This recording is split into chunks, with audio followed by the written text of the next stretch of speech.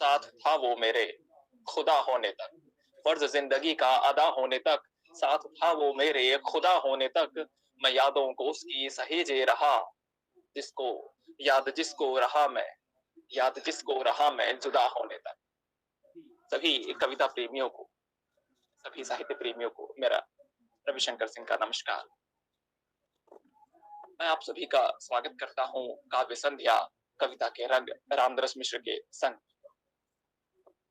छोटा सा इसमें हिंदी के पुरोधा साहित्यकार आदरणीय गुरुवर रामदरस मिश्र जी हम सभी का सानिध्य कर रहे हैं, और आज का संचालन, या यूं कहें कि आज दोहरी भूमिकाओं में वेदमित्र शुक्ल जी हमारे साथ हैं, बांसुरी पर मंगल ध्वनि के साथ और कार्यक्रम के संचालक के रूप। पिछली 44 कड़ियों से कार्यक्रम का संयोजन कर रही प्रोफेसर स्मिता मिश्र और sports economics and marketing web journalism Shri Guru Tegh Bahadur Khalsa college Delhi विश्वविद्यालय एलुमनाई की पूरी टीम की ओर से मैं आप सभी का इस काव्य संध्या में स्वागत करता हूँ। वेदमित्र शुक्ल जी को मंगल ध्वनि और संचालन के लिए एक साथ बुलाने से पूर्व अपना एक छोटा सा मुक्तक आदरणीय गुरुवर रामदरस मिश्र जी के चरणों में रखता हूँ कि तुम्हारी नजरें है प्यासी प्यासी, तुम ही धरा का जल हो सारा, तुम ही से सारे फसाद दिल के, तुम ही समस्या का हल हो सारा। तुम्हारी आंखें तुम्हारी जुल्फे, अदा तुम्हारी बड़ी निराली, तुम ही निगाहों में बाहों में तुम ही निगाहों में बाहों में तुम, ऐसा जीवन का पल हो सारा। इन्हीं पंक्तियों के साथ मैं आदरणीय वेदमित्र शुक्ल जी को मंगल ध्वनि और कार्यक्रम के संचालन के लिए संयुक्त रूप से आमंत्रित करता हूँ। बहुत बहुत धन्यवाद आदरणीय रविशंकर सिंह जी। आप sports economics marketing and web journalism SGTB Khalsa college Delhi विश्वविद्यालय एलुमनाई व स्पोर्ट्स क्रीड़ा के सौजन्य से हम सब यहाँ उपस्थित हैं। आप रविशंकर सिंह जी बोल रहे थे, आप सभी के साथ हम सबके सामने प्रस्तावक के रूप में उपस्थित।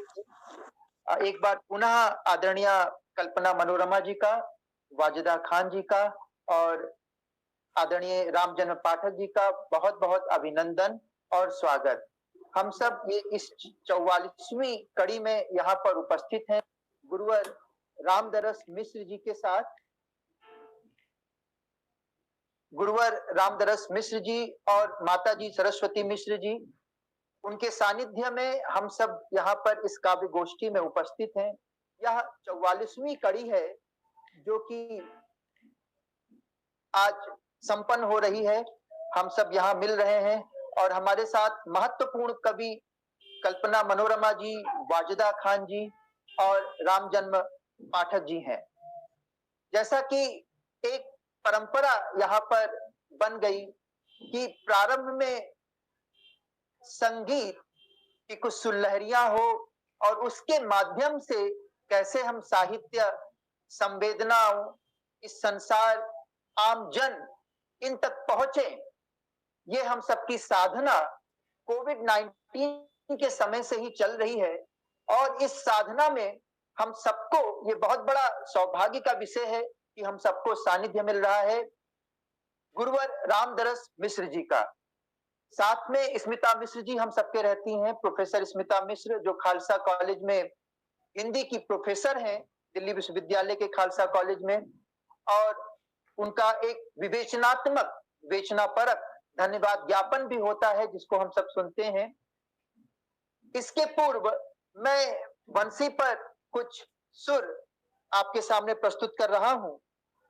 मंगल धुन की बात चली है, हमारे लोक में मंगल धुन अगर हम कहें तो सोहर एक ऐसा शब्द है जो हमारे कान में गूंजते ही मंगल कामनाएं मुखरित होने लगती हैं, मंगल कामनाएं हम सबके सामने आ जाती हैं। तो सोहर प्रस्तुत है बांसुरी पर। सोहर के बोल हैं कि पनुआ पनुआ आइस धन पातर, कुसुम जैसी सुंदर, उन्हीं के भये नंदलाला, हरिलुआ बड़े सुंदर हो।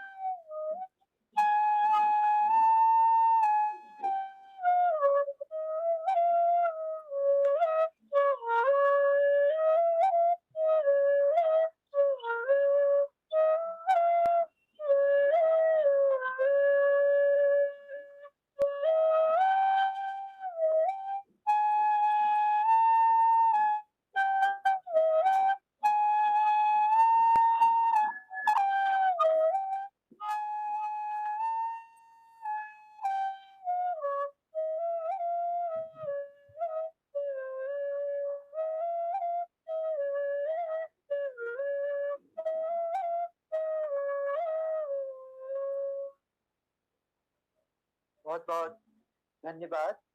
ये आशीर्वाद मिल रहा है आप सबका। ये सुलहरियां यूं ही चलती रहेंगी। बहुत बहुत धन्यवाद। हमारे टी.एस. इलियट ने कहा है कि हम सब में वस्तुनिष्ठता होनी चाहिए, एक जो ऑब्जेक्टिविटी है वो होनी चाहिए, लेकिन जो आत्मगत होना और एक सब्जेक्टिविटी है उसका भी एक अलग आनंद है।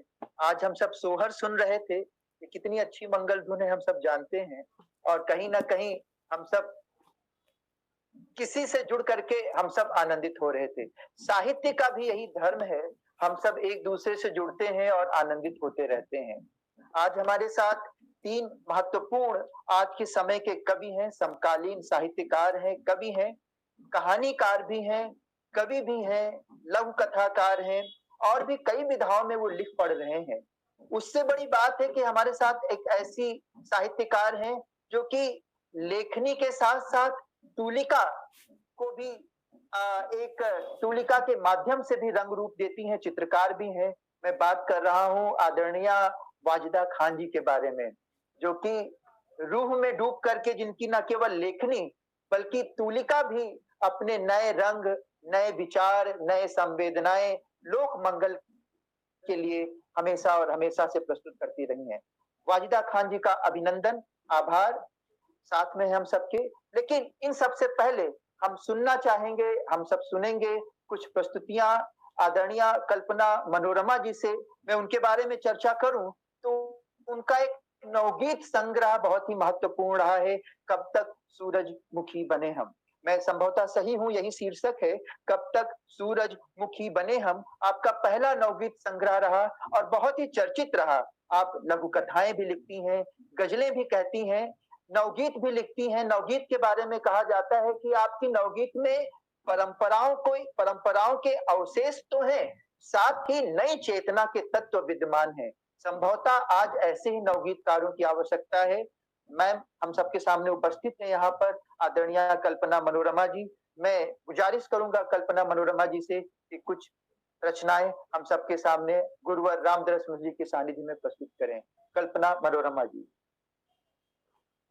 जी, बहुत बहुत आभार वेद जी आपका, और ये मंच देने के लिए ओम जी मुझे लगता है यहाँ पर है नहीं, उनका भी मैं आभार ज्ञापित करती हूँ। उन्होंने ही ये सूचना दी थी कि मुझे आदरणीय के सामने कुछ पढ़ना है, और ये मंच हमारे लिए बहुत ही उम्दा जगह है जहाँ मैं कुछ कहूंगी और आप लोग सुनेंगे तो मुझे लगेगा कि लिखना मेरा सार्थक। तो सबसे पहले क्या मैं सूरजमुखी कब तक सूरजमुखी बने हमसे सुनाए कुछ, या फिर हम कुछ कविताएं सुनाएं? जी आप पूरे मन से सुनाएं, और बिल्कुल कब तक सूरजमुखी बने हम। पहले हम इसी को सुनाते हैं कुछ। मुझे लगता है कि रचना पढ़ने से पहले रचना का केंद्रीय भाव मुझे बताना नहीं होगा, क्योंकि सभी पुरोधा है, सभी रचनात्मकता से भरे हुए लोग हैं, तो पहुंच जाएंगे मुझे लगता है हमारी रचना की उस जगह पर जहां से रचना लिखी गई। तो मैं पहला गीत है, इसका शीर्षक है सुनो तथागत के नाम से इसका शीर्षक है, और मैं ये पढ़ना चाहती हूँ। सुनो तथागत, जब से तुमने मौन तलाशा यशोधरा संवाद हो गई। सुनो तथागत, जब से तुमने मौन तलाशा यशोधरा संवाद हो गई। निष्ठाएं हो गई पराजित, हुआ समर्पण कोना, मुखरित जो दालान हुआ था, छिपा लिख रहा कोना। सुनो तथागत, जब से तुमने त्यागी भाषा यशोधरा अनुवाद हो गई। सुनो तथागत, जब से तुमने त्यागी भाषा यशोधरा अनुवाद हो गई। सुख की लाल बही पर कुंठाओं ने व्यथा उकेरी, प्रश्नों की जब हुई मुनादी, उभरी तीर घनेरी। सुनो तथागत, जब से तुमने छोड़ी आशा यशोधरा अवसाद हो गई।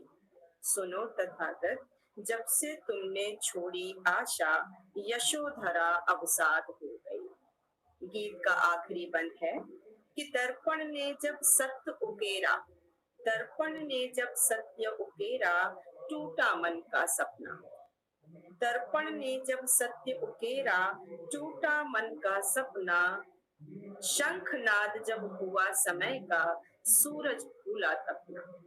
सुनो तथागत, जब से तुमने रचा तमाशा। सुनो तथागत, जब से तुमने रचा तमाशा यशोधरा अपवाद हो गई। सुनो तथागत, जब से तुमने मौन तलाशा यशोधरा संवाद हो। यशोधरा संवाद हो।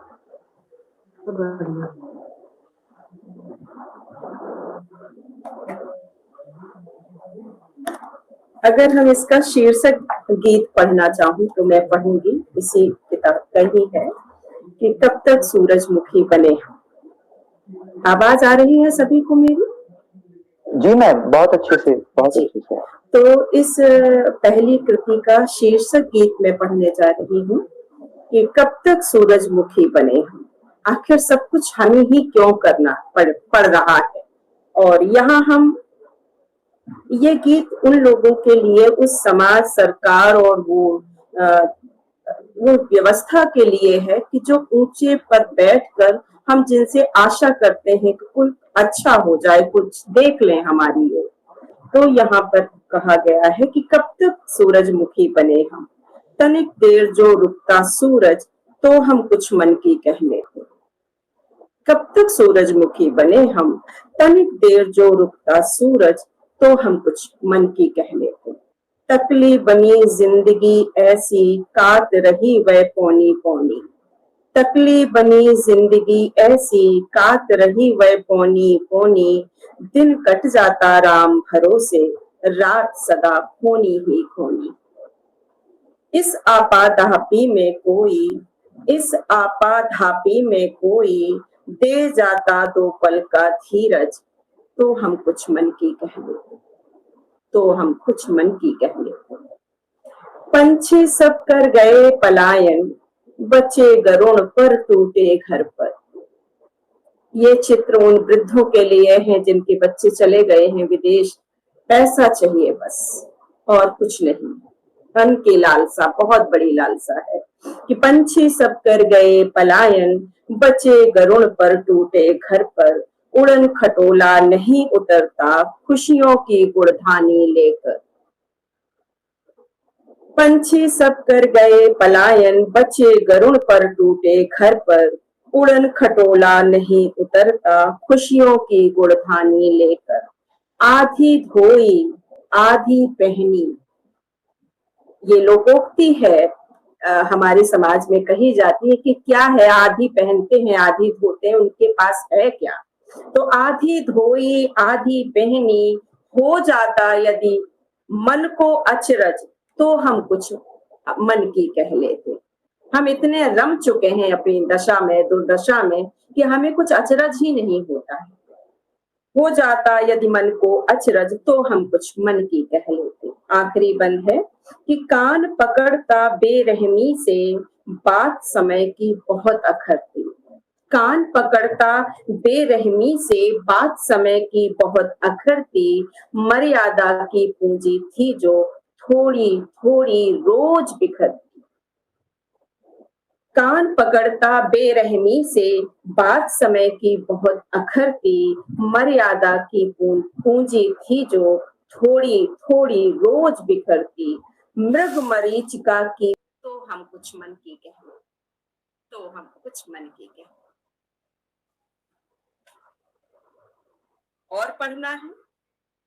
जी मैम, आपने तो अभी कब तक सूरजमुखी बने हमसे 2 रचनाएं पढ़ी हैं। जी, और भी कुछ रचनाएं एक दो इससे हम एक अम्मा वाली और पढ़ते हैं, और एक जो हमारी रचना है अम्मा की, वो मैं पढ़ती हूँ। मुझे लगता सभी को अच्छी लगी।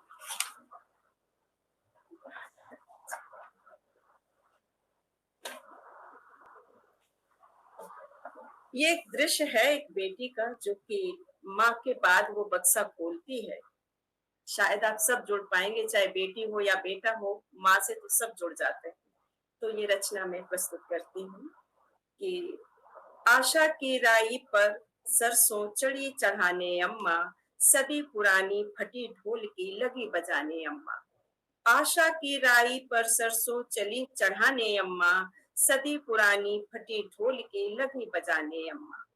भावुक धड़कन कोरे सपने भरकर लाई मन में।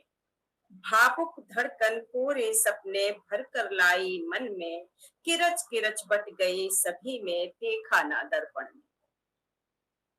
भोली मुस्कानों को किससे लगी सुनाने अम्मा, सदी पुरानी फटी ढोल की लगी बजाने अम्मा। झुकी भित्तियों को अपनाकर अल्हड़पन बिसराया। हमारी माओ के जमाने में बहुत कम उम्र में शादियां हो जाती थी लड़कियों की, और बड़ी बड़ी मन से स्वीकारता होती थी हर किसी की, चाहे कोई हो, घर में जो मिलेगा ससुराल में सभी को स्वीकार लेती थी। तो दृश्य वहां का है कि झुकी भित्तियों को अपनाया, अल्हड़पन बिसराया। लिखी इबारत सबके मन की, खुद को खूब भुलाया। इच्छाओं के महल दुमहले लगी बनाने अम्मा, सदी पुरानी फटी ढोल की लगी बजाने अम्मा। रेशम बदले खद्दर में, रेशम बदले खद्दर में वो तनिक नहीं घबराती। हमारी माएं इतनी दिमाग से मजबूत थी कि रेशम बदले खद्दर में वो तनिक नहीं घबराती। अवसादों में घिरने पर भी गीत प्रेम के गाती। कीचड़ देखा जब माए कीचड़ देखती हैं तो क्या करती हैं कि कीचड़ देखा फूल कमल के लगी खिलाने अम्मा, सदी पुरानी फटी ढोल की लगी बजाने अम्मा। आखिरी बंद है कि चूल्हे पर रोटी सी सिकती जलती चौरा तुलसी, तुलसीदास बने हर पलछिन बन जाती माँ हुलसी। गरम रेत में निर्मल सरिता लगी बहाने अम्मा, सदी पुरानी फटी ढोल की लगी बजाने अम्मा, सदी पुरानी फटी ढोल की लगी बजाने अम्मा।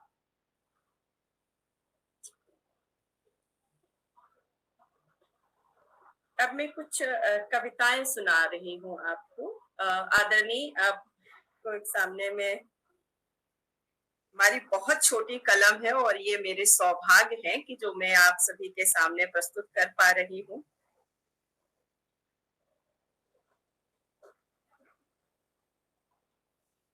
कविता है, इसका शीर्षक है सभ्य कठपुतली।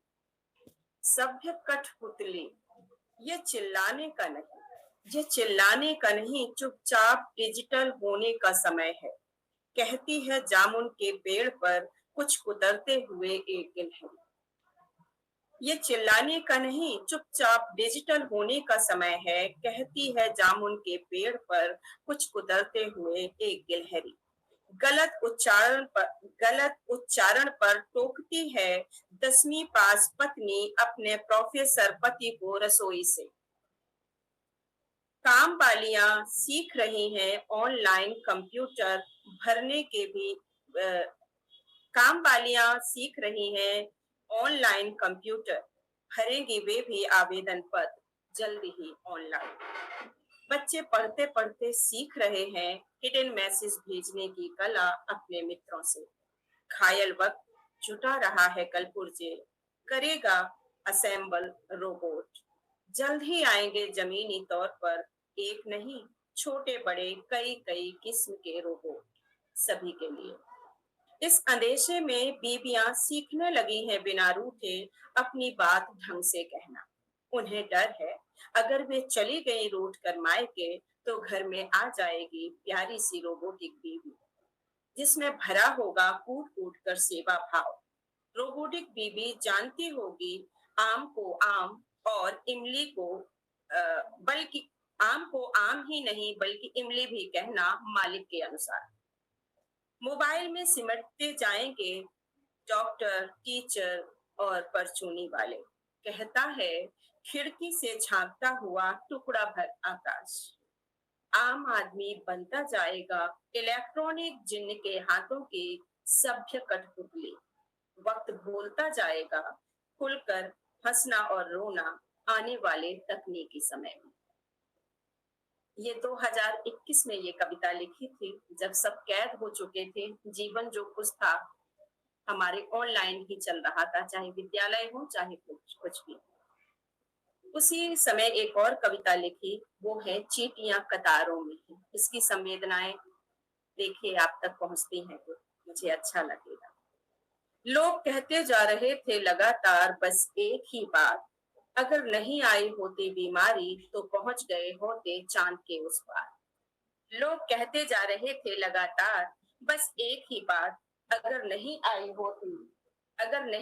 होती बीमारी तो पहुंच गए होते चांद के पार।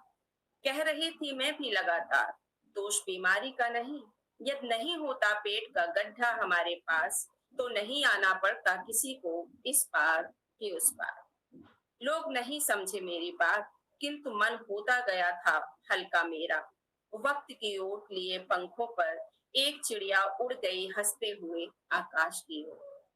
चींटियां कतारों में थी, वे सूंघ रही थी माथा एक दूसरे का और कहती जा रही थी एक ही बात, सामंजस्य बनाए रखना। चींटियां कतारों में थी, वे सूंघ रही थी माथा एक दूसरे का और कहती जा रही थी एक ही बात, सामंजस्य बनाए रखना। दौर कैसा भी हो चला जाएगा, साथ निभाए रखना। कतार के आगे आगे चल रही थी रानी चींटी, देते हुए शाबाशी भर रही थी चींटियों में गजब का जोश। उसके दुलार में चींटी का एक बच्चा मचला और उसके मुंह से छूट गया शक्कर का एक दाना। देखते देखते लुढ़क गया शक्कर का दाना जो लाया जा रहा था मीलों दूर से। बच्चा कूद गया खाई में। दुखी मैं भी बहुत थी, लेकिन नहीं हिल सकी अपनी जगह से। चींटियों का काफिला मुड़ गया था, लुढ़कते हुए शक्कर के दाने की ओर। हमें किसके उपाय खोजने चाहिए, भूख के या मृत्यु के? उड़ान से लौटते हुए पूछा था चिड़िया ने, और जा बैठी थी वह भी शक्कर के दाने के पास। बहुत बहुत आभार मैम। सच में आपकी दोनों नई कविताएं और जो नवगीत हमने सुने, वो जैसा कि मैंने पढ़ा कि परंपरा और उनके साथ नई चेतना कैसे दोनों का समन्वय हो, ये हम सब ने सुना। गुरुवर रामदरस मिश्र जी भी यही बात कहते हैं कि शैली या कोई विधा आवश्यक नहीं है, बल्कि आवश्यक है आपके विचार, आपकी संवेदनाएं, और वो संवेदनाएं, वो विचार अपनी विधा, अपनी शैली खुद तलाश लेती हैं, जो हमारा गति होता है। शायद मैं अब इस बात को अच्छे से कह पा रहा हूँ। बहुत बहुत धन्यवाद आदरणीय कल्पना जी, बहुत बहुत धन्यवाद। हम सब सुन रहे थे कल्पना मनोरमा जी को। हमारे साथ दूसरी कवित्री हैं जो कि इस समकालीन साहित्य में एक नए तरीके से स्वयं को प्रस्तुत कर रही हैं। वो चित्र प्रदर्शनियों में भी भाग लेती हैं। उनकी कई चित्र प्रदर्शनियां लग चुकी हैं, बहुत ही महत्वपूर्ण और बहुत ही उल्लेखनीय चित्र प्रदर्शनियां रही हैं वो। साथ ही आपकी दो कविता संग्रह, जिस तरह घुलती है काया, जिस तरह घुलती है काया बहुत चर्चित कविता संग्रह रही, ज्ञानपीठ से प्रकाशित हुई। और दूसरी कविता संग्रह समय के चेहरे पर जिस तरह घुलती है काया, इन दो कविता संग्रहों के साथ हम सबके साथ उपस्थित हैं वाजिदा खान जी। आप ललित कला अकादमी से भी जुड़ी रही हैं। कविता और जीवन दोनों ही आपकी कविताओं में कला के साथ आती हैं। हम सबके साथ वाजिदा खान जी हैं। बहुत अधिक परिचय न देते हुए, हम सब वाजिदा खान जी को पढ़ते भी रहते हैं। मैं आह्वान करूंगा वाजिदा खान जी का कि वो अपनी कविताएं, अपनी रचनाएं हम सबके सामने प्रस्तुत करें। आदरणीय वाजिदा खान जी। शुक्रिया वेद मित्र जी। अब कविता संग्रह 4 हो गए हैं, अभी 2 और आ गए हैं, तो आपकी सूचना के लिए मैंने सोचा बताऊं आपको। और आप सभी को मेरा बहुत बहुत नमस्कार। और मैं आदरणीय रामदरस मिश्र जी को बहुत सम्मान के साथ उनको नमस्कार करती हूँ, उनको आदाब करती हूँ। ये मैं समझती हूँ ये मेरे लिए बहुत ही एक प्रसन्नता का क्षण है कि मुझे जिन्हें हम अपने स्टूडेंट लाइफ से या छात्र जीवन से पढ़ते आ रहे हैं, जिनके लेखन को, उनकी कहानियां, उपन्यास, उनके समक्ष मुझे सानिध्य में ये कविता पाठ करने का अवसर मिल रहा है। मैं इसके लिए, जैसा कि कल्पना जी ने अभी कहा, ओम जी है नहीं हमारे बीच, लेकिन उनको मैं शुक्रिया देती हूँ। साथ में मैं प्रोफेसर स्मिता मिश्र जी को और जीटीबी खालसा कॉलेज एल्यूमनाई का भी बहुत आभार प्रकट करती हूँ। उन्हें तहे दिल से शुक्रिया करती हूँ कि उन्होंने मुझे अपनी काव्य संध्या की इस 44वीं कड़ी में एक सम्मानित मंच मुझे अपनी रचनाओं को पढ़ने के लिए दिया। बहुत शुक्रिया, आभार। मैं अपनी कविताएं पढ़ती हूँ। मेरी पहली कविता का शीर्षक है बिलबिलाता सूर्य। डर और दबाव के घटाटोप अंधकार में, डर और दबाव के घटाटोप अंधकार में बिलबिलाता सूर्य कितना भीतर से जन्मा है सृष्टि के। भीतरी भरी दोपहरी के आखिरी पलों में भी, भरी दोपहरी के आखिरी पलों में भी चढ़ नहीं पाया आकाश। सूर्य की रश्मियां अपराजय हो जाती, पहुंच जाती जो उन नसों में। सूर्य की रश्मियां अपराजय हो जाती, पहुंच जाती जो उन नसों में, जहां डर, दबाव और खून एक मेघ होकर बहता है। मेरी अगली कविता का शीर्षक है जीवन गाथा। हिचकोलों से भरी जीवन गाथा, कभी इस हिचकोलों से भरी जीवन गाथा कभी पठारों पर बादल की काली स्याही से लिखी जाती, कभी सपाट गंभीर लहरों पर सूर्य के साथ चित्रित होती, कहीं रहस्य, कहीं कुरूपताओं में ढली, कहीं सपाट, कहीं छितर जाने के बोध में उलझी, समय की मोटी जिल्द में बंधी। कहो क्या शीर्षक दूं? अगली कविता का शीर्षक है मेरा तर्क की पुस्तक। थोड़ा उजाला हृदय के अंधेरे में रखना, थोड़ा बाहर ही रहने देना। थोड़ा उजाला हृदय के अंधेरे में रखना, थोड़ा बाहर ही रहने देना। बहुत ज्यादा उजाला भी अंधेरे की तरह ठीक नहीं होता। उसी तरह जैसे बहुत ज्यादा पाप और पुण्य के बीच तर्क की पुस्तक ढूंढना, जो अभी तक लिखी नहीं जा सकी, क्योंकि ईश्वर को लिखना नहीं आता। ये मेरी अगली कविता का शीर्षक है विस्फोट। क्या विस्फोट अचानक होता है? नहीं, बिल्कुल नहीं। क्या विस्फोट अचानक होता है? नहीं, बिल्कुल नहीं। एक अदृश्य जमीन तैयार होती है उसके पीछे सदियों तक, जो पक पक कर लाल होती जाती है।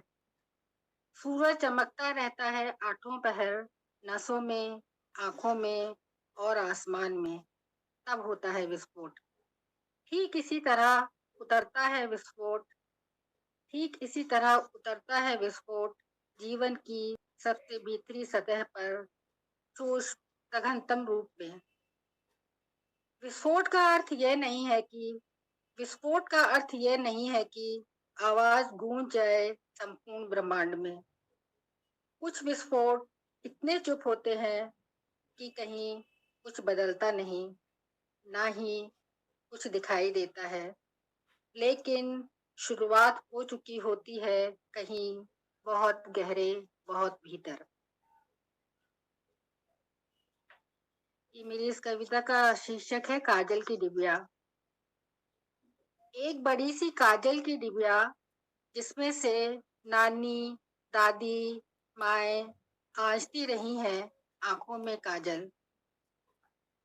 काजल जो हृदय के भीतर कहीं दबा लाल रंग की रोशनी में घुलता जाता है। लिखता रहता है लगातार इच्छाओं व स्वप्नों पर, का से कालिक, का से कालिमा। ढलता ढलता जाता है बराबर आँख की पुतलियों के रंग में, छुपी परछाइयों में। परछाइयाँ कभी आगे चलती, कभी पीछे, कभी दाएं तो कभी बाएं। रख देती हैं अपने पाँव उन दरारों पर जहाँ झांक रही होती है कोई ताजी हरी रंगत।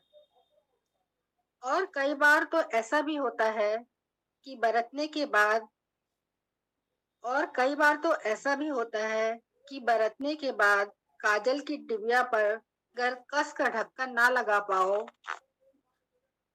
तो काजल नमक के साथ देह के 70% पानी में घुलता जाता है, इस तरह कि धकिया देता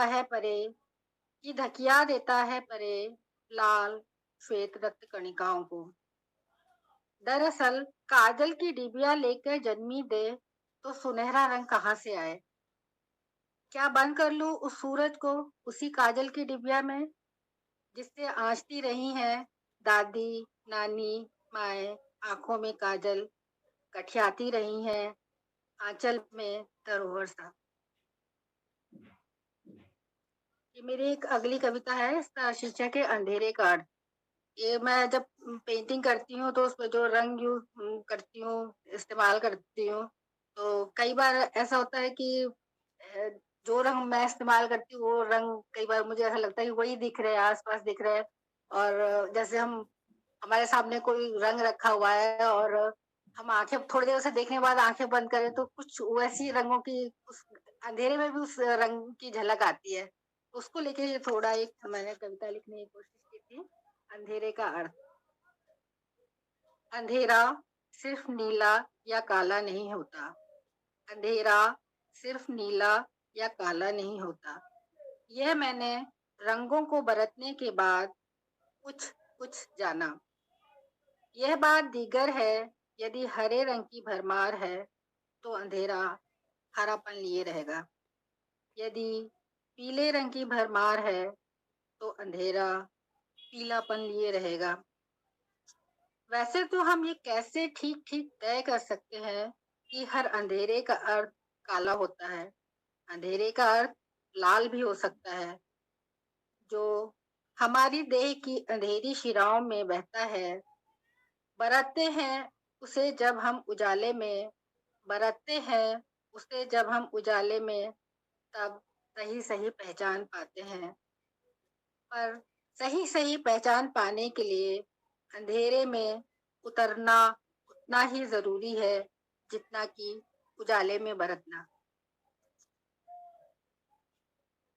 इसका मेरी अगली कविता का शीर्षक है कुछ सच्चाइयां कुछ झूठ। केवल मिसाइलें ही गहरा और मारक असर नहीं करती। जीवन में और भी बहुत कुछ है गहरा और असरदार। कभी उतरो जो उन गहराइयों में जहां बेहद अंधेरा है। कहीं है चिड़िया की एक आवाज, कहीं चट्टानों के बीच दबा कोई रंग, कहीं दरारों में बिंधा कोई रुदन। निश्चित रूप से हर असर गहरा गाढ़ा नहीं होता, मगर जो गहरा और असरदार है उनमें से कुछ सितारों के साथ तो कुछ दूसरे ग्रह के सूर्य के साथ छप जाते हैं। पानी से लेकर उन हवाओं तक जो पिछली सदी, उससे भी पिछली सदी में और आज तक एक जैसे हैं। पानी भी एक जैसा है, मगर कुछ तो है जो बहुत तेजी से बदलता जा रहा है वक्त के साथ। देख पाती हूँ जो कभी आंखों के भीतर चमकती धूप में। पाती हूँ तब कुछ सच्चाइयाँ कुछ झूठ, कुछ गणनाएं, कुछ तथ्य, बहुत सारी चुप्पियां और तबाह कर देने वाला एक स्याह जुनून। एक दो छोटी छोटी कविताएं पढ़ सकती हूँ वेद जी? टाइम है? जी जी, एक दो कविताएं और सुनाइएगा। जी स्वागत है मैम, स्वागत। ये एक बहुत छोटी सी कविता है, इसका शीर्षक है कोमलता। कोमलता हमेशा पिसती आई है। कोमलता हमेशा पिसती आई है। पहले सिल पर पिसती थी, अब मिक्सी में इंस्टेंट। एक छोटी सी कविता और सुनाती हूँ आपको। आत्मा में कहीं कई बार बहुत से असंभव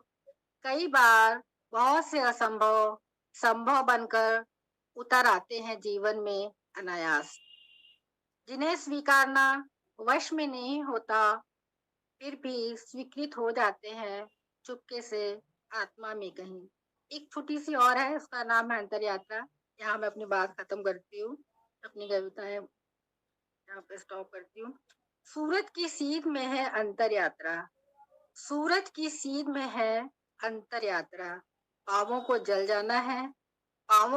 जाना है या सूरज पर कोई स्वप्न टांग देना है। शुक्रिया, धन्यवाद। बहुत सुंदर, धन्यवाद मैम, बहुत बहुत धन्यवाद।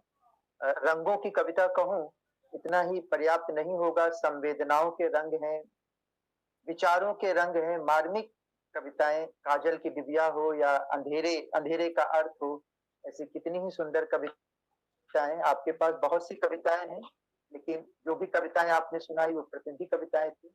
बहुत बहुत धन्यवाद मैम। अब हमारे सामने हम सबके साथ हैं आदरणीय रामजन्म पाठक जी। रामजन्म पाठक जी पत्रकारिता से जुड़े हुए हैं, और पत्रकारिता से जुड़ने का मतलब है सीधे सीधे यथार्थ की जमीन पर, और फिर वो कविता में कैसे प्रवाहित होता है, कविता में कैसे आता है, ये निश्चित रूप से सुनने वाला होता है, समझने वाला होता है। उनकी कविताओं से गुजरना सच में एक सुखद अनुभव है। कि वो कहते हैं, कहीं उन्होंने कहा कि मैं कवि हूँ देव नहीं, और अच्छा है कि देव नहीं हूँ इसीलिए कवि हूँ। तो कवि ही यथार्थ बोध से गुजर सकता है। उनका हाल ही में एक कविता संग्रह डूबता है एक सितारा और, डूबता है एक सितारा और, यह कविता संग्रह आया है। उन्होंने कुछ कहानियां भी लिखी हैं। बंदूक कहानी बहुत ही चर्चित कहानी रही है। आदरणीय रामजन्म पाठक जी हम सबके साथ उपस्थित हैं। बंदूक एवं अन्य कहानियां नाम से उनकी कहानी संग्रह, चर्चित कहानी संग्रह रही है। समय, समाज और मनुष्यता की अनेकानेक छवियां उनकी कविताओं में दिखती हैं। आदरणीय रामजन्म पाठक जी हम सबके साथ उपस्थित हैं। मैं निवेदन करूंगा कि रामजन्म पाठक जी कुछ कविताएं प्रस्तुत करें गुरुवर रामदरस मिश्र जी के सानिध्य में। सबसे पहले वेद जी आपका बहुत आभार, बहुत अच्छा संचालन कर रहे हैं आप। आदरणीय रामदरस मिश्र जी, ओम निश्चल जी का भी बहुत बहुत आभार है, बहुत मौका दिया इस कड़ी में जुड़ने के लिए। कल्पना जी, वासदा जी और कुछ अन्य मित्र जिनको मैं नहीं देख पा रहा हूं, सबको साधुवाद है, आभार है। ज्यादा भूमिका ना बांध के, मेरी आवाज तो मिल रही है ना ठीक से? जी, बहुत ही स्पष्ट और सुंदर आवाज। हाँ, मैं सीधे कविता पाठ पे ही आ जाता हूँ। मेरी कविता है जो ये संकलन का आपने भी जिक्र किया उसी से है। इसका शीर्षक है हत्यारे। मैं यहीं से शुरुआत करता हूँ, आगे आप जैसे कहेंगे वैसे मैं सुनाता जाऊंगा। हत्यारे। पेशा नहीं बदला है हत्यारों ने, कि पेशा नहीं बदला है हत्यारों ने कि वह उसे बदल भी नहीं सकते। पेशा नहीं बदला है हत्यारों ने कि वे उसे बदल भी नहीं सकते।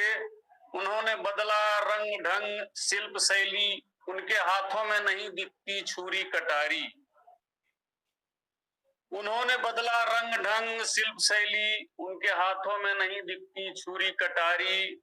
नहीं दिखता तीरों कमान न कट्टा तमंचा। उन्होंने पकड़ ली कलमें और किताबें, उन्होंने पकड़ ली कलमें और किताबें। लगाते हैं ऐनक और पहनते हैं जुर्राबें।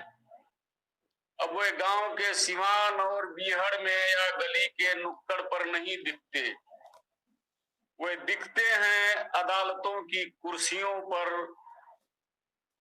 और वहां जहां बनते हैं कानून और तमाम बारी और नफीस जगहों पर, और तमाम बारी और नफीस जगहों पर। अब इसी क्रम में मैं कुछ एक दो कविताएं और आपको सुना रहा हूं अपनी किताब से पढ़ के। इस कविता का शीर्षक है हंसी। यूं तो हंसी स्वैच्छिक होती है, लेकिन जब तुम्हें शामिल होना पड़ता है एक निर्दय हास्य समूह में। यूं तो हंसी स्वैच्छिक होती है, लेकिन जब तुम्हें शामिल होना पड़ता है एक निर्दय हास्य समूह में, तब तुम्हारा रोम रोम प्रतिवाद की मुद्रा में अकड़ता है।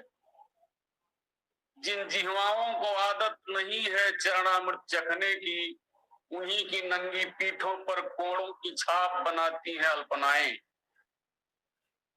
उन्हीं की नंगी पीठों पर कोड़ों की छाप बनाती हैं अल्पनाएं। पीठों के घावों पर कोई नहीं लिखता किताबें, पीठों के घावों पर कोई नहीं लिखता किताबें। हालांकि कोड़ों को फटकारने वाले हाथ हर रोज जलवा अफरोज होते हैं यहाँ। उन्हीं के बनते हैं कंगूरे, मीनारे और महल। उन्हीं के बनते हैं कंगूरे, मीनारे और महल। एक और कविता है, ये अपने अपने पंथ। जब सब लूट रहे थे हीरे जवाहरात, असरफियां और मोतियों की माला उसने अपने लिए चुनी जंगल की चिकनी मिट्टी। जब सब लूट रहे थे हीरे जवाहरात, असरफियां और मोतियों की माला उसने अपने लिए चुनी जंगल की मिट्टी। जब सब मस्त थे अप्सराओं, गणिकाओं और नर्तकियों के अंक में उसने अपने लिए चुना दूसरों का दुख। जब सब सो रहे थे महल, अटारियों और हाथी दांत पालकियों में उसने अपने लिए चुना रत जगा। जब सबके हाथ पैरों में जकड़ी जा रही थी हथकड़ियां और बेड़ियां, तब वह मुक्त हो रहा था समस्त वर्जनाओं से।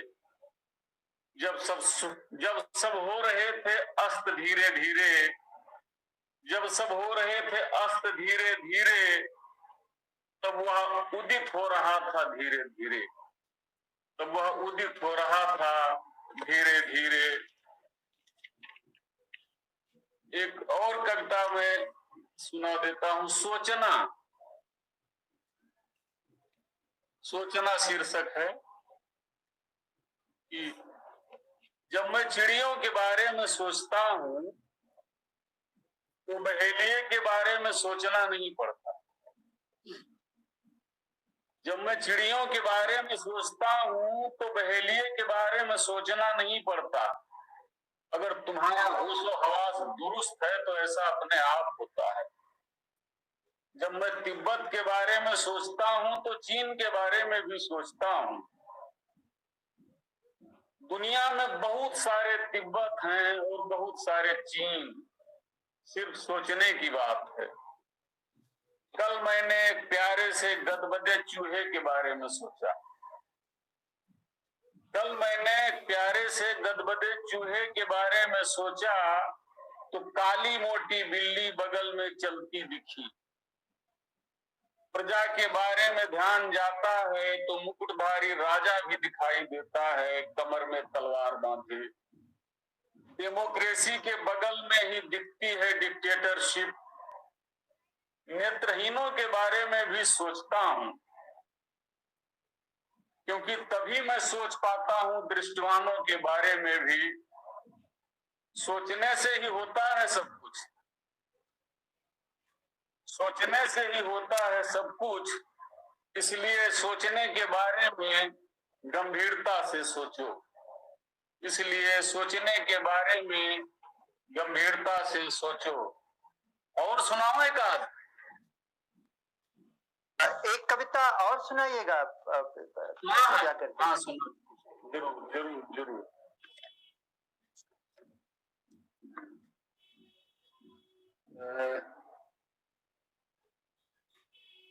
कविता और है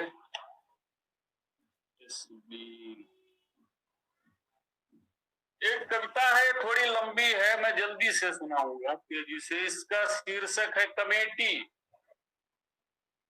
कमेटी। विद्वान जुटे और विद्वानों के भी विद्वान, विद्वान जुटे और विद्वानों के भी विद्वान।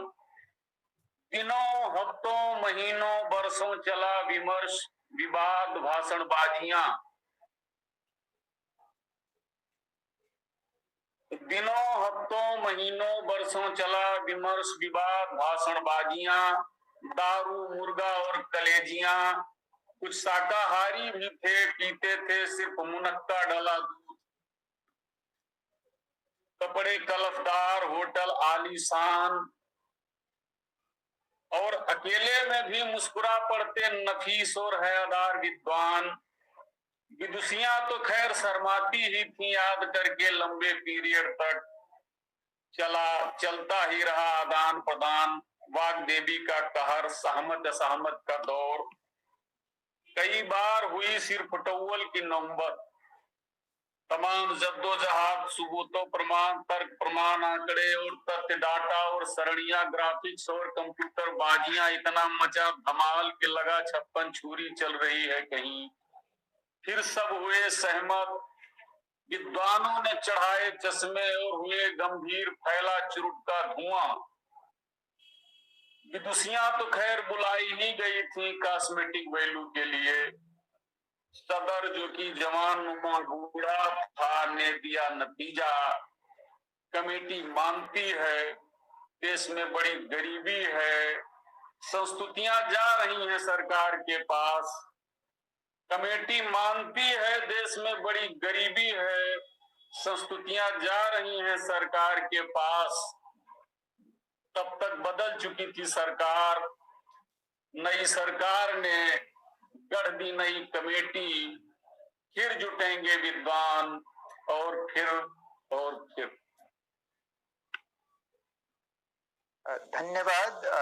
धन्यवाद आदरणीय राम जन्म जी। हम जानते हैं कि यह समय आपके लिए बहुत व्यस्तता का समय होता है, सायंकालीन नहीं समय। कोई बात नहीं। और उसमें से एक छोटी सी जी जी एक छोटी कविता मैं पढ़ना चाहता हूँ, एक ही बस मेरी प्रिय कविता, बहुत छोटी सी। स्वागत है, स्वागत। इसका शीर्षक है दुख। इसका शीर्षक है दुख। दुख दुखों के ढूंढ पर से उतर कर चला आया हूं यहाँ, सुखों के ढूंढ पर। दुखों के ढूंढ पर से उतर कर चला आया हूं यहाँ, सुखों के ढूंढ पर। अब उबा तो कहां जाऊंगा,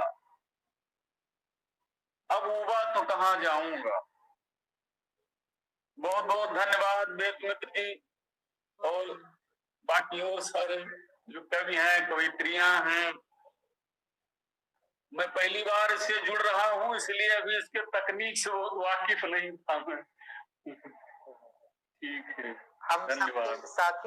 सबके साथ ऐसा ही है आदरणीय राम जन्म जी। गुरुवर 98 वर्ष के हो रहे गुरुवर रामदरस मिश्र जी, और वो भी इस तकनीक के माध्यम से हम सबके सामने उपस्थित हैं।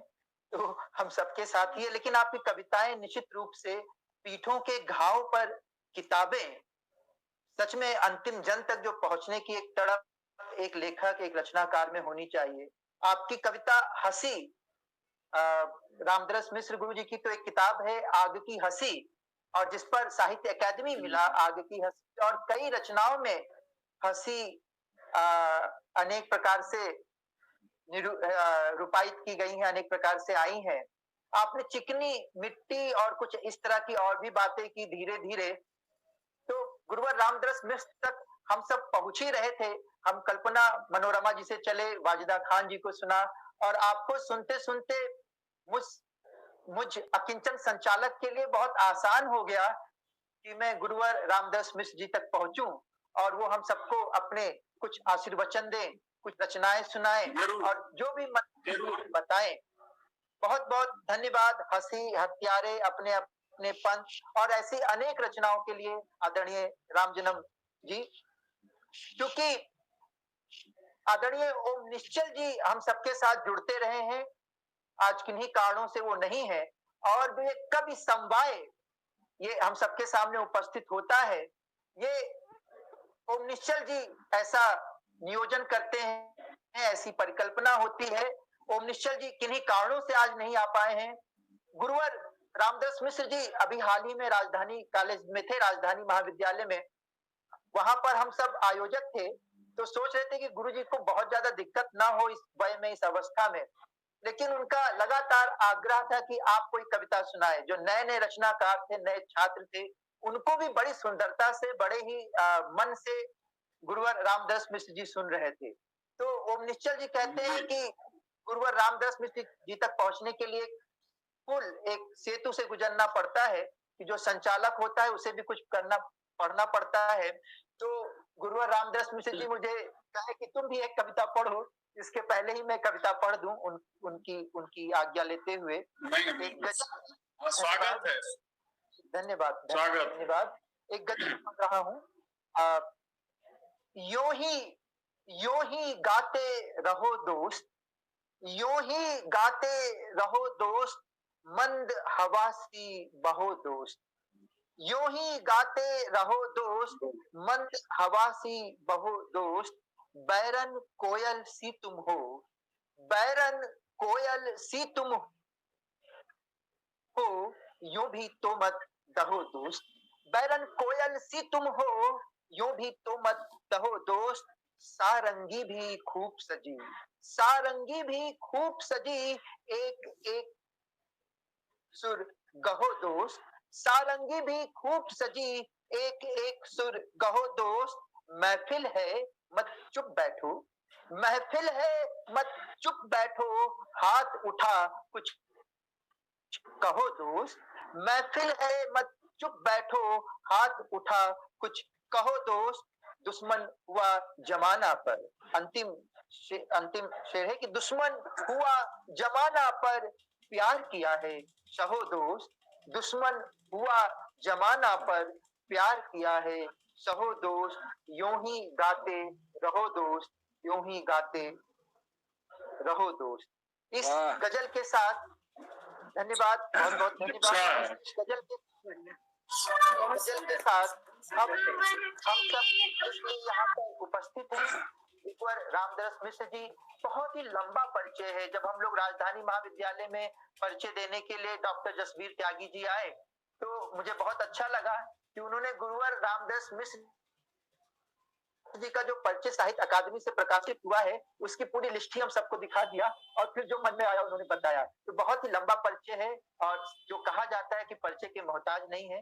बिना किसी भूमिका के मैं गुरुवर रामदरस मिश्र जी को आमंत्रित करूंगा, कृपया आए और हम सबके सामने जो भी उनके मन में आए रचनाएं प्रस्तुत करें। आदरणीय रामदरस मिश्र। प्रियवर वेद मित्र जी, रामजनक पाठक जी, वज्रा खान जी, कल्पना जी, प्रिय रविशंकर जी और वे तमाम मित्र जो यहाँ वहाँ बैठे हुए कब गोष्ठी सुन रहे होंगे, मैं अपनी खुशी जाहिर करता हूँ और ये खुशी मुझे हर रविवार को मिलती है।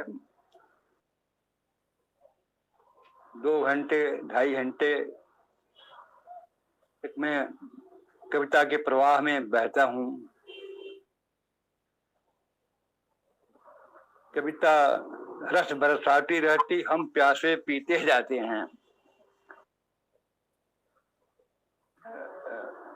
बड़ा अच्छा लगता है ये कि मैं इस अवस्था में बहुत पत्रिकाएं नहीं पढ़ पाता, बहुत किताबें नहीं पढ़ पाता और जाहिर है कि एक उम्र के बाद आदमी नए समय के साथ उतना जुड़ा नहीं रह पाता है, लेकिन आवश्यक होता है कि व्यक्ति चाहे जिस भी अवस्था में हो नए समय की चेतना से जुड़ा रहे। इसका गोष्ठी का जो सुख है, जो मूल्य है, वो ये है कि मैं इसके माध्यम से नई पीढ़ी की नई चेतना से जुड़ा हुआ अनुभव करता हूँ और ये बहुत बुद्धिमान चीज है कि आपका सानिध्य और आपकी कविताएं दोनों ही मुझे लगातार नयापन देती रहती हैं। एक तरह से मैं आज के समय का इंतजार करता हूँ। वेद मित्र जी ने बहुत कुशलता से चालन किया और इनके संचालन के माध्यम से या आपकी कविताओं पर जो इनके विचार थे उसके माध्यम से आपकी पहचान उन लोगों तक भी पहुंची जो लोग शायद इससे वंचित रहे होंगे। ओम जी होते हैं तो आपने क्या नया लिखा है, अभी कौन सी नई पुस्तकें आई हैं, इसका जिक्र करते हैं। और हमें आश्चर्य होता है कि हमारे देश में यहाँ वहाँ जो कुछ लिखा जा रहा है उसका ज्ञान उनको होता है। उन नए नए कवियों को वे सामने ले आते हैं जो बहुत अच्छे हैं, अच्छे कवि होते हैं, लेकिन अभी नए होने के नाते लोगों से उतने परिचित होते हैं। तो एक गोष्ठी जो है वह मुझ तक ही नहीं, बहुत लोगों तक आपको संप्रेषित कर रही है, करती है।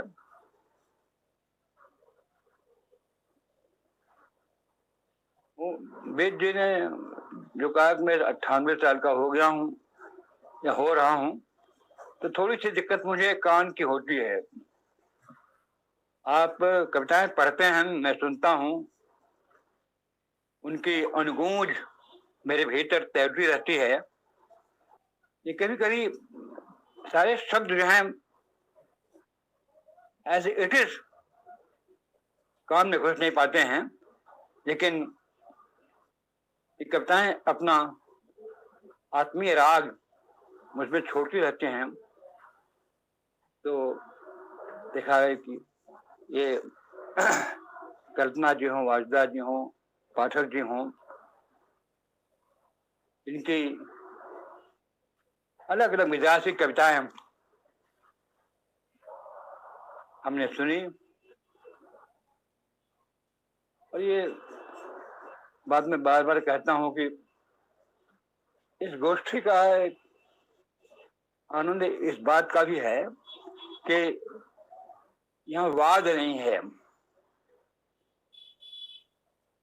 एक बड़ा संकट हिंदी में वाद का आ गया है ना, ये अमुकवादी हैं, ये अमुकवादी हैं, ये अमुकवादी हैं, या ये दोहाकार हैं, ये गजलकार हैं, नवगीतकार हैं। एक इस मंच पर ये सारे बंधन नहीं होते हैं। इस मंच पर खाली कविता होती है। और मुझे अच्छा लगता है कि लोग ये महसूस करते हैं कि तमाम वादों से परे अलग हट करके बहुत अच्छा लिखा जा रहा है और यहाँ से वहां तक अच्छा लिखा जा रहा है।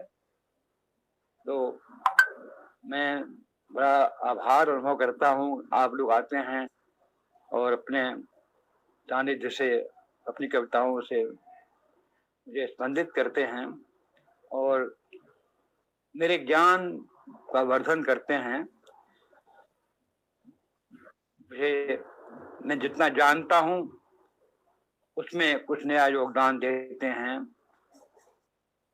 तो ये बात भी बहुत अच्छी होती है कि हर कवि का अपनापन होता है। अगर आप चित्रकार है तो जाहिर है कि उसकी ध्वनि, उसकी अनुगूंज आपकी कविता में होगी। पत्रकार है तो उसका अनुभव भी आपकी कविता में जाएगा। अच्छा होता है कि जो कल्पना के मुझे बहुत अच्छे लगे, जो आजकल गीत लिखे जा रहे हैं बहुत अच्छे भी हैं और सपाट भी हैं, लेकिन कल्पना के गीत मुझे बहुत अच्छे लगे। वाजदा जी की छोटी छोटी कविताएं बहुत प्यारी थी और पाठक जी का तो क्या कहना। ये बात में बार बार कहता हूं कि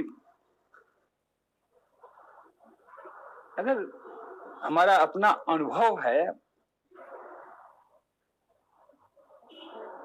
और अपनी दृष्टि है तो हमारी रचना का एक अपनापन दिखाई पड़ेगा। ऐसा नहीं है कि ऐसा लिखा जा रहा है तो मैं भी वैसा लिखूं। ये सही है कि समय में जो लिखा जा रहा है उसका हमारा ज्ञान होना चाहिए, उस समय की पहचान होनी चाहिए, लेकिन उस समय में भी अपना अपना समय होता है। एक लंबे समय में अपना अपना समय होता है। जैसे आचार्य शुक्ल ने कहा कि इस संसार में अपना अपना संसार होता है। आपका जो अनुभव है वो आपका अनुभव की रचना को एक व्यक्तित्व देता है, अपनापन देता है, लगता है कि हाँ ये आप जैसी कविताएं हैं, ये आप जैसी कविताएं हैं। तो मुझे लगा कि करना होगा। हजरा जी हूँ और पाठक जी हूँ, इनकी कविताओं का जो अपनापन था वह हमें पाठकों को, आप सबको प्रभावित कर गया होगा। तो मैं आप सबको बधाई भी दे रहा हूँ, और आप मुझे इतना चाहते हैं, आप मेरे प्रति इतना सम्मान आपका है, मैं आभारी हूँ उसके लिए हूँ। और क्या सुनाऊं, मेरा संकट ही होता है कि लंबी कविताएं भी लिखी हैं, छोटी कविताएं भी लिखी हैं, गजलें भी लिखी हैं, मुक्तक भी लिखे हैं, गीत भी लिखे हैं। तो इस वक्त मैं संकट में पड़ जाता हूँ, क्या सुनाऊं आपको। मैं सोचता हूँ कि छोटी छोटी कविताएं जो बहुत पहले पढ़ चुका हूँ वो आपको सुनाऊं। छोटी छोटी कविताएं, बड़ी चर्चित कविताएं हैं वो, और कई बार पढ़ चुका हूँ।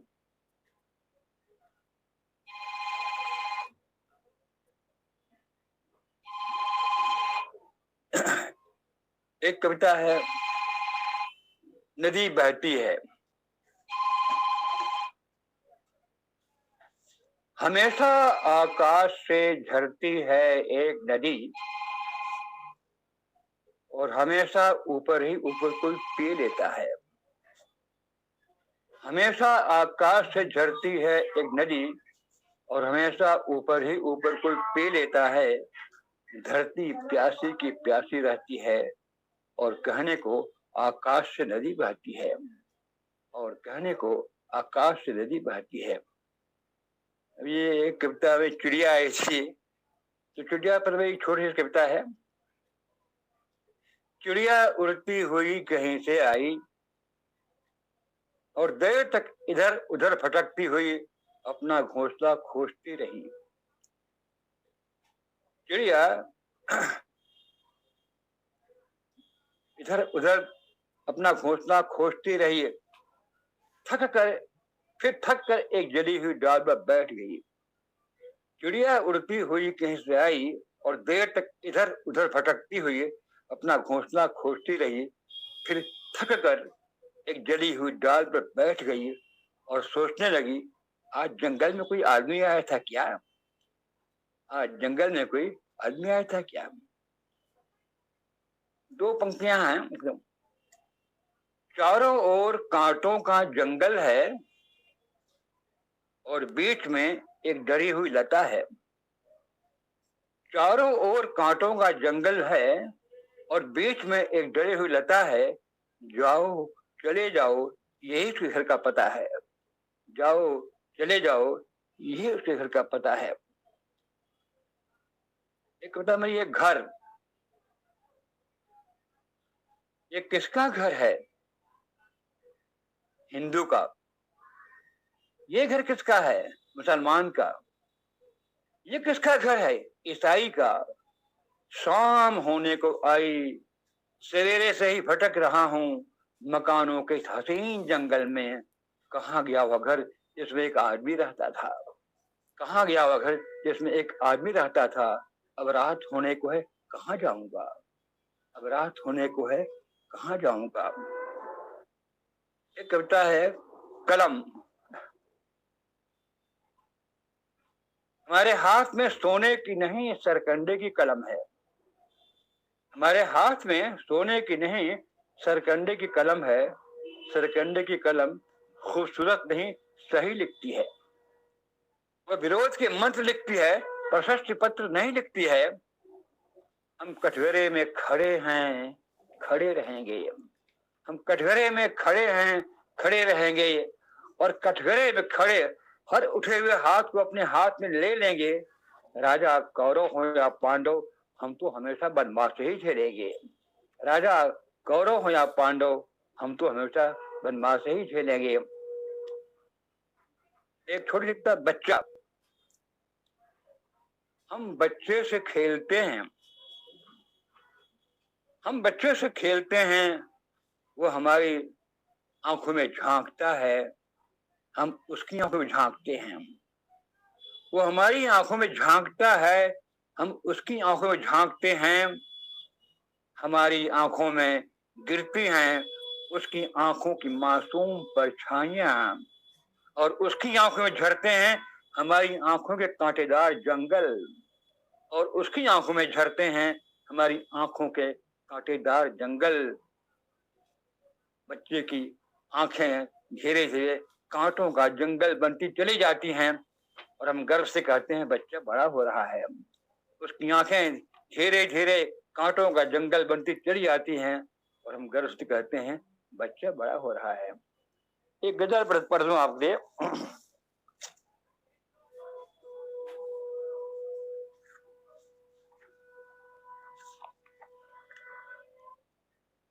नदी होने के लिए उसमें रवानी चाहिए,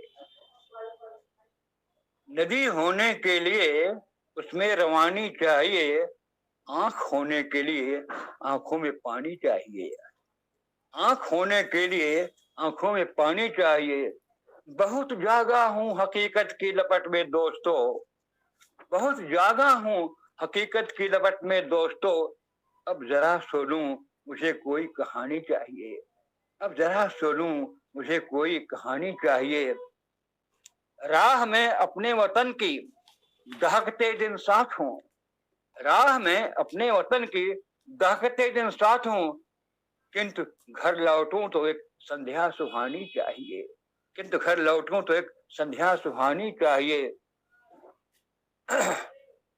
है विदा का वक्त अब ख्वाहिश दौलत की किसी, है विदा का वक्त अब ख्वाहिश दौलत की किसी, आपकी यादों की बस कोई निशानी चाहिए, आपकी यादों की बस कोई निशानी चाहिए।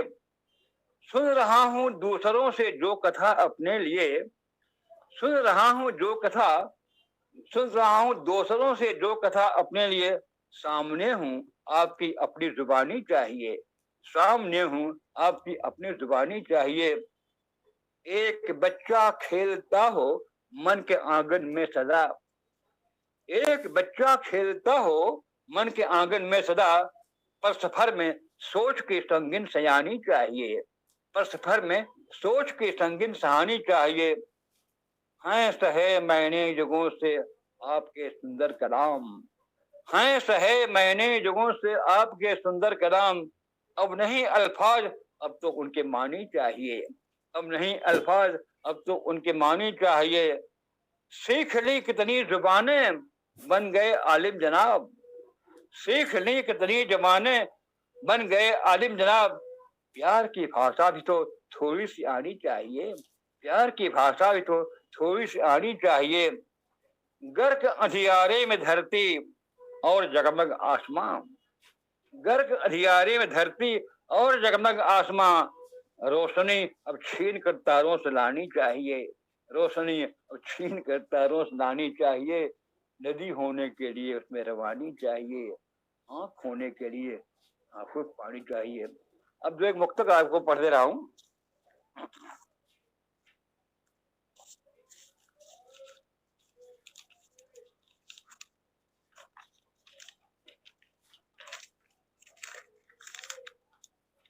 जिंदगी भी क्या अपनों में अकेली हो गई, जिंदगी भी क्या कि अपनों में अकेली हो गई, मिली अनजानी कोई उसकी सहेली हो गई, मिली अनजानी कोई उसकी सहेली हो गई।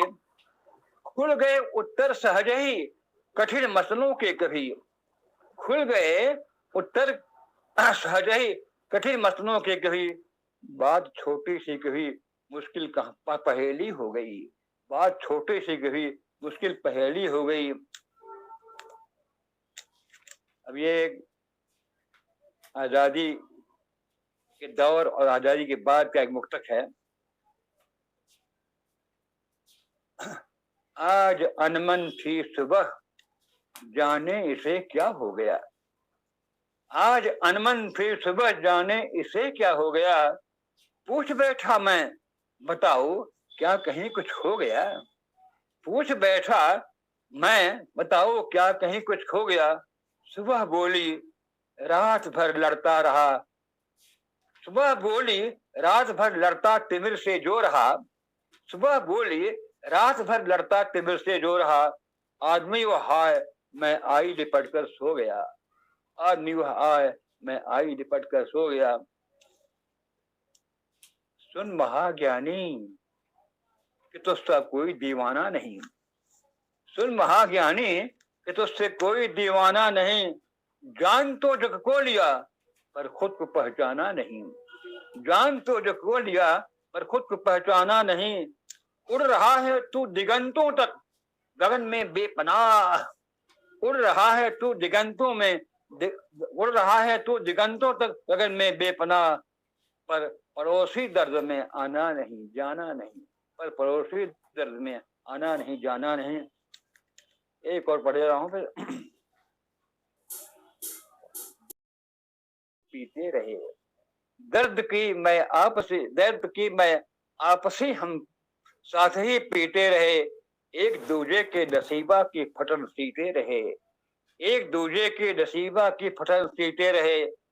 राह में अक्सर गिरे पर उठ गए हंसते हुए, राह में अक्सर गिरे पर उठ गए हंसते हुए। इस तरह ऐ जिंदगानी हम तुम्हें जीते रहे, इस तरह ऐ जिंदगानी हम तुम्हें जीते रहे, दर्द की मैं आपसे हम साथ ही पीते रहे। धन्यवाद दोस्तों।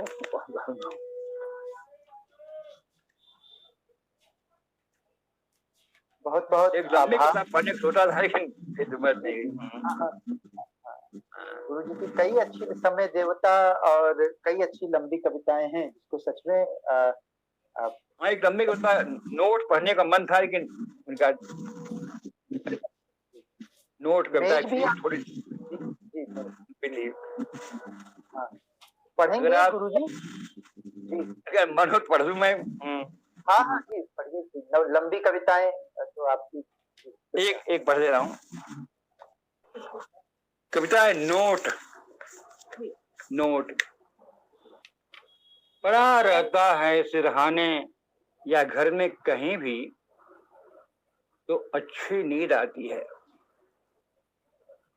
प्रसन्न सपनों के साथ सुबह हंसती हुई गले मिलती है, और उसकी उस्मा लेकर चल पड़ता हूँ दिन के साथ दैनिक यात्रा पर। शाम को लौटता हूँ तो लगता है मेरी प्रसन्न प्रतीक्षा में होगा। हालांकि वह अपने आप में न रोटी है न कपड़ा है न मकान है, वो तो महज कागज का टुकड़ा है, लेकिन लगता है उसमें सब कुछ समाया हुआ है, लेकिन लगता है उसमें सब कुछ समाया हुआ है। उसमें व्याप्त है रोटी की अनंत शक्लें, कच्चे मकान से लेकर महल तक के नाना आकार, मजदूरों के मोटे कपड़ों से लेकर तालिकाओं के वस्त्रों की छवियां। कहते हैं पुस्तकों के कागज और उसके कागज परस्पर विरोधी हैं, दोनों की आत्माएं भी आपस में टकराती हैं, लेकिन पुस्तकों के वजूद में भी उसकी भूमिका होती है। इन पुस्तकों के वजूद में भी उसकी भूमिका होती है। उसी की चाबी से खुलते हैं ज्ञान मंदिर के अनेक दरवाजे।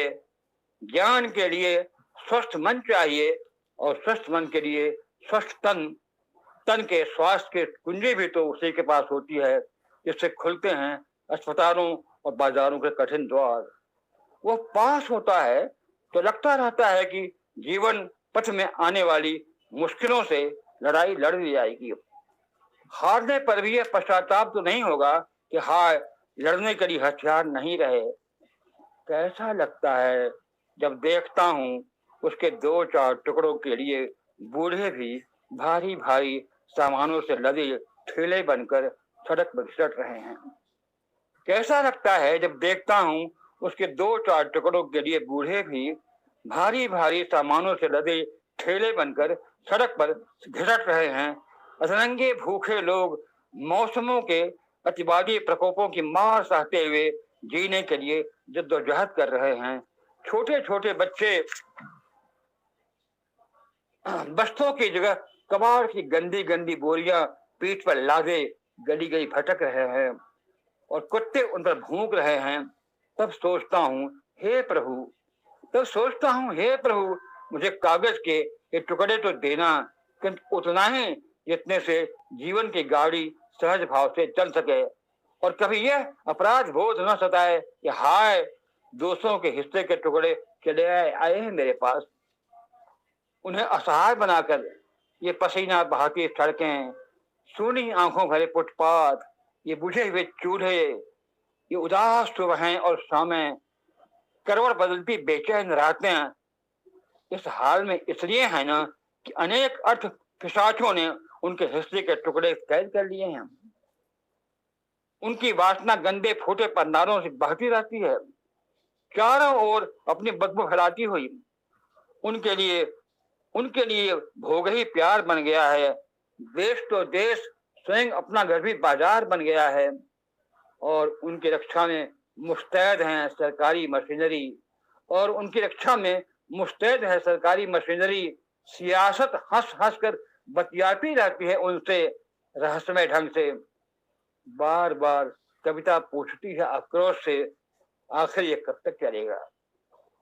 बार बार कविता आक्रोश से पूछती है, आखिर यह कब तक चलेगा।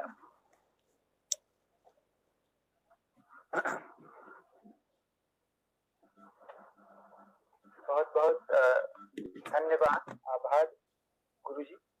कुछ भी कहने के लिए मेरे पास शब्द नहीं है। मैं ओम निश्चल जी की एक किताब है कविता के वरिष्ठ नागरिक, और गुरुवर रामदास मिश्र जी उसमें हैं, और ओम निश्चल जी बार बार वो बहुत अच्छे से बोलते हैं कि हम सब साहित्य की एक सदी को सुन रहे थे। साहित्य की एक सदी हम सबके सामने उपस्थित है और हम सब उनको सुन रहे हैं। हम सबका सौभाग्य है। बहुत बहुत आभार। और अब हम इस काव्य संध्या को जिस ओर ले चल रहे हैं वो है आभार ज्ञापन का दौर। हम सबके साथ हैं प्रोफेसर स्मिता मिश्र जी, जिनके सौजन्य से sports economics marketing web journalism और खालसा कॉलेज दिल्ली विश्वविद्यालय के एल्युमनाई एसोसिएशन और स्पोर्ट्स क्रीड़ा की तरफ से के तत्वाधान में ये काव्य संध्या आयोजित होती है। हम सबको गुरुवर रामदास मिश्र जी का सानिध्य प्राप्त होता है। मैं आप सबको बताऊं, आदरणीय रामजन्म जी भी हम सबके साथ हैं। पता नहीं कौन सा दौर आया कि पत्रकारिता का विभाग अलग हो गया, साहित्य का विभाग अलग हो गया और हम सब विभागों में बहुत बटे। अंतर्विषयता का दौर होता है। पत्रकारिता से साहित्य को अलग ही नहीं किया जा सकता है, साहित्य से पत्रकारिता को अलग नहीं किया जा सकता है। ऐसी बहुत चीजें हैं। वाजिदा जी चित्रकला से जुड़ी हुई है और कविता। हमारे साथ प्रोफेसर स्मिता मिश्र जी हैं, जो कि साहित्य की प्रोफेसर हैं, कविता और कहानियों की चर्चा करती हैं अपने छात्र छात्राओं के साथ। लेकिन उनका इसी वर्ष उनका स्पोर्ट्स पर एक किताब आई और फणीश्वर नाथ रेणु पर उनकी एक किताब आई, और भी अनेक किताबें हैं उनकी। प्रोफेसर स्मिता मिश्र जी धन्यवाद ज्ञापन करती हैं, तो वो धन्यवाद ज्ञापन, वो आभार ज्ञापन इसलिए महत्वपूर्ण हो जाता है कि दिल्ली विश्वविद्यालय की हिंदी की प्रोफेसर यहाँ पर आभार ज्ञापन के लिए उपस्थित होती हैं। मैं आग्रह करूंगा प्रोफेसर स्मिता मिश्र जी से कि वो हम सबके सामने है ही और आए और हमारे कवियों रामजन्म पाठक जी, आदरणीय कल्पना मनोरमा जी, वाजिदा खान जी, और जो भी सुन रहे हैं और जो भी सुनते रहेंगे। आप सबको बताऊं कि स्पोर्ट्स क्रीड़ा नाम से यूट्यूब का चैनल है और उस पर ये प्रसारित होता रहेगा, वहां पर ये अपडेट कर दिया जाएगा। मैं आह्वान करूंगा आदरणीय स्मिता मिश्र जी का। आदरणीय स्मिता मिश्र जी। वेद जी, मेरे प्रति आपने मेरा जो परिचय दिया है उसके लिए और भी ज्यादा आभार। मेरी आवाज आ रही है वेद जी? जी जी, स्पष्ट आवाज जी। आज हमारे इस मंच पर उपस्थित सभी आमंत्रित कविगणों को मेरा प्रणाम और आभार। ये जो गोष्ठी है ये कोरोना काल में ही प्रारंभ हुई थी और मैं जहाँ पर हूँ वो सोनीपत का कुंडली इलाका है और उत्तम नगर जहाँ माता पिता जी हैं, तो वहां से जब दिल्ली में लॉकडाउन हुआ तो वहां से मैं यहाँ पे लेके आई थी माता पिता जी को, क्योंकि यहाँ आसपास सब खेती है और ऑक्सीजन की कमी नहीं थी, तो इसलिए इनको यहाँ लेके आई थी। तो इस अकेले जगह पर पिताजी को साहित्य और साहित्यकारों से, अपने पाठकों से जुड़े रहने का एक प्रयास मैंने इस नए वेब माध्यम के द्वारा किया। अपने विद्यार्थियों से जोड़ने का काम इस वेब माध्यम से किया, जिसकी ये एक प्रशस्त कड़ी आज हमारे सामने उपस्थित है। अ, यदि हम बात में रामजन पाठक जी हमारे बीच में उपस्थित हैं। रामजन पाठक जी, मुझे लगता है कि एक ऐसी पीढ़ी के, ऐसे वर्ग के प्रतिनिधि हैं जहाँ पे अ, पत्रकारिता और साहित्य, यानी पत्रकार साहित्य में आता है या साहित्यकार पत्रकारिता में जाता है, वह जो दोनों दोनों क्षेत्रों की जो दृष्टि है वो किस तरह से रचनाकार की अंतर्दृष्टि के रूप में विकसित होती है, उसका एक बहुत बेहतर हमारे साथ निदर्शन जो है वो रामजन पाठक जी के रूप में उपस्थित है। और रामजन पाठक जी जिस संस्थान से जुड़े हुए हैं, वो उसका अपना एक वैशिष्ट्य है। वो एक वैशिष्ट्य साहित्य को लेकर के एक वैशिष्ट्य है, समाज को लेकर के उसकी एक वैशिष्ट्य, इसकी एक दृष्टि है। तो आपकी जो कविताएं समय को बोध कराती हुई प्रखर कविताएं हैं।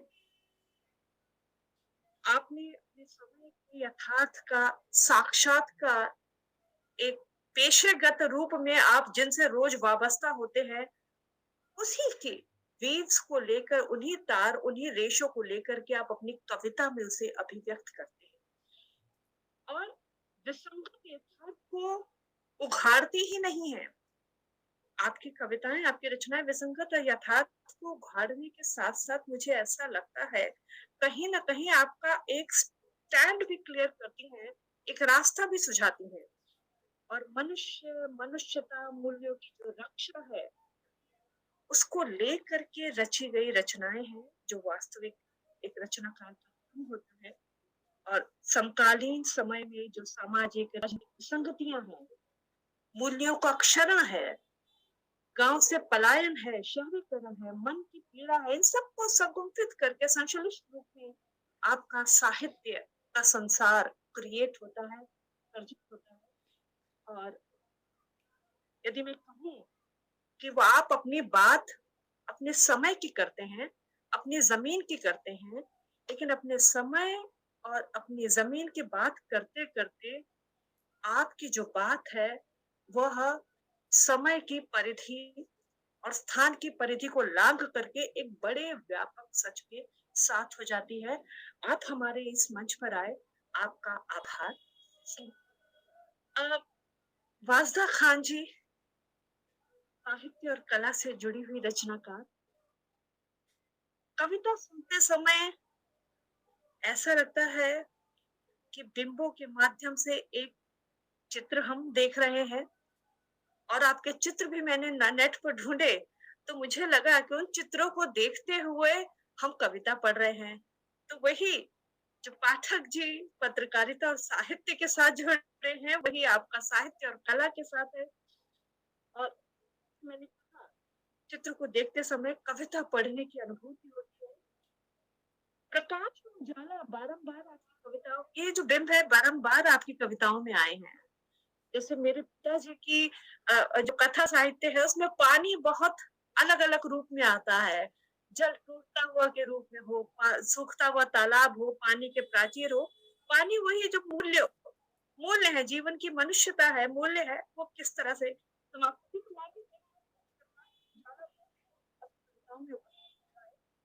तो बिलबिलाता सूर्य प्रकाश पुंज के कमजोर होते जाने पर विस्फोट, क्रांति विरोध की निर्मित जो सदियों की यातना है उस पर आप बात करती हैं। जीवन के द्वंद्व कलात्मक अभिव्यक्ति के साथ आप बहुत ऐसे अभिव्यक्त करती हैं जैसे आपने शब्द भी इस्तेमाल किया था, कैनवस पर आप जैसे पेंटिंग करती हैं, ऐसे ये जो कॉन्फ्लिक्ट हैं ये कॉन्फ्लिक्ट व्यक्त होते हैं। और एक बात और है कि अमूमन चित्रकला से जो होता है वो अमूर्त होते जाने के खतरे होते हैं, उसमें काफी खतरे होते हैं क्योंकि मन की सारी जो चीजें हैं तो, लेकिन अमूर्तता के खतरों को नहीं बल्कि ताकत के रूप में आप कविता में अभिव्यक्त करती हैं। और कोमलता पिसती आई है, चाहे पर मैं इसको जिस रूप में समझ पाई हूँ कि चाहे परंपरागत स्त्री हो, अपरंपरा हो या आधुनिकता हो, स्त्री की यातना केवल रूप चेंज हुआ है, परिवर्तित हुआ है, बाकी यातना वैसी ही है। सो आप हमारे मंच पर आए, आपका आभार। हमारे साथ में कल्पना मनोरमा जी हैं, साहित्य, संगीत, और मैं पढ़ रही थी कि आपको ऐतिहासिक स्थानों, जैसे मुझे भी बहुत पसंद है, हिस्टोरिकल रुइंस पर मुझे घूमना बहुत पसंद है, तो ऐतिहासिक स्थानों पर जो भ्रमण है वह भी आपके आपकी आपकी रुचियों, आपकी पसंदों में से एक है। तो साहित्य, संगीत और ऐतिहासिक भ्रमण से जो सुगंधित आपका जो व्यक्तित्व है, वह जब कविता आप लिखती हैं तो कविता में वह अप्रत्यक्ष रूप से ही अपनी उपस्थिति की अपने संकेत वो बारंबार देता है। कब तक सुनो तथागत हो, कब तक सूरज मुखी रहे हम, ये पंछी कर गए पलायन और आधी धुई आधी पहनी।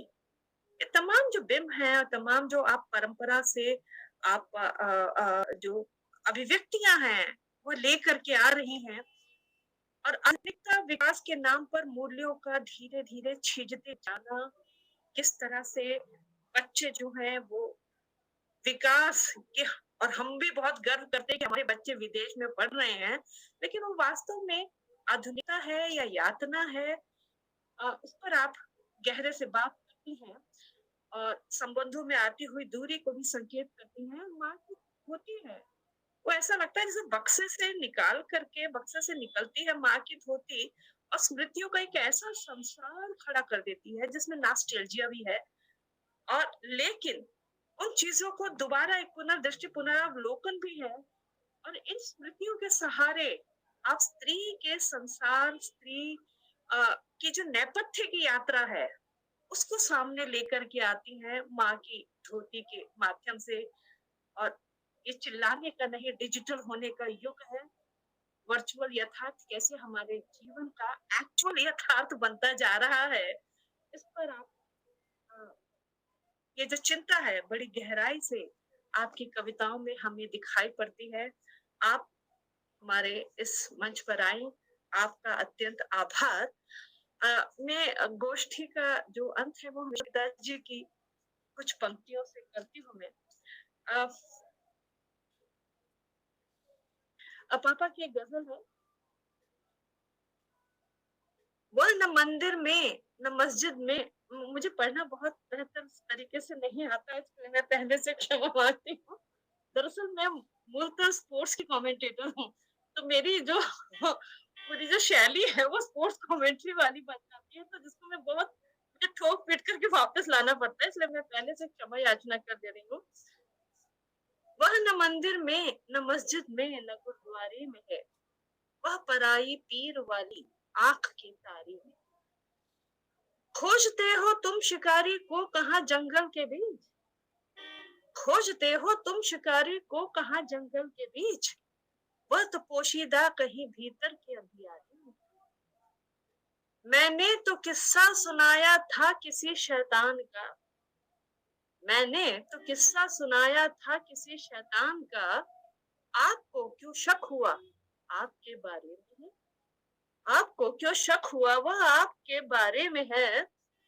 आपकी ठंडी हंसी से जल गया सारा शहर, आपकी ठंडी हंसी से जल गया सारा शहर, रोटियों की महक ताजा उसके अंगारों में है।